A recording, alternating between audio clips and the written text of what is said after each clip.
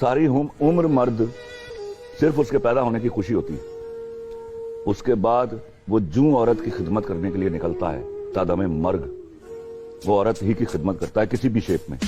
پیدا ہوا، 16 سال پڑھا، بسوں میں ویگنوں میں دھکے کھائے، اس کو پہلے سب سے پہلی بات سکھائی جاتی ہے تم نے ماں کا ادب کرنا ہے۔ ماں کون ہے؟ عورت، وہ ادب کرتا ہے اور لازم ہے، ہمارا معاشرہ ہی سکھاتا ہے۔ سنتے جائیے۔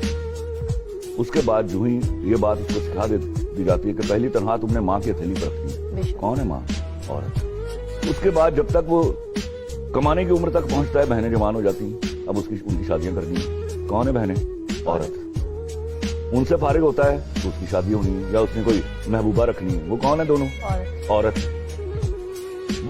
شادی ہوتی ہے، سال کے بعد ایک بیٹی ہو جاتی ہے، بیٹی جس دن ہوتی ہے اس دن وہ سوچنا شروع کرتا ہے اس کے بارے میں، وہ کون ہے؟ بیٹی، عورت۔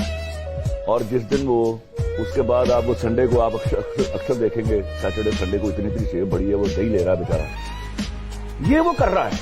اور کیا کرے وہ عورت کے لیے؟ مجھے یہ بتا دیجیے، مر جائے؟